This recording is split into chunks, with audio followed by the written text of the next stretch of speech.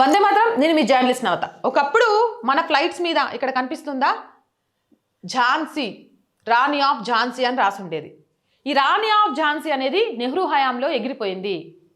అంటే వీళ్ళ దేశభక్తి విధానాలు ఏంటి, వీళ్ళు దేశభక్తులకు వ్యతిరేకంగా ఎన్ని దారుణాలు చేశారు అని చెప్పడానికి ఇది ఒక నిదర్శనం.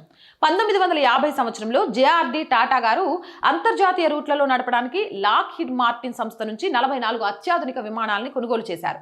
భారతీయతపై గర్వంతో ప్రతి విమానం పైన ఆయన ఝాన్సీ రాణి అని గర్వంగా రాయించారు. అయితే 1953లో అప్పటి ప్రధాని నెహ్రూ టాటా నుంచి ఎయిర్ ఇండియాను లాక్కున్నప్పుడు ఆయన చేసిన మొదటి పని ప్రతి విమానం మీద ఉన్న ఝాన్సీ రాణి పేరును చెరిపివేయడం. ఆనాటి పత్రికలన్నీ నెహ్రూకు ఝాన్సీ లక్ష్మీబాయి అంటే ఎందుకంత ద్వేషమని గర్జించాయి, కానీ పేరు మార్పును ఆపలేకపోయాయి. భారత విప్లవకారుల్ని అవమానించడం ఈ గాంధీ కాదు నకిలీ నెహ్రూ వంశస్థులకు రక్తంలోనే ఉంది. అందుకే నేటికి రాహుల్ గాంధీ, వీర సావర్కర్ వంటి మహాత్ములను కించపరుస్తూ మాట్లాడుతూనే ఉన్నారు. భారతీయ చరిత్రలోని మహోన్నత వ్యక్తుల పేర్లను విమానాలకు పెట్టడం ఆనాడు టాటాల నాయకత్వంలో ఎయిర్ ఇండియా పాటించిన గొప్ప సాంప్రదాయం.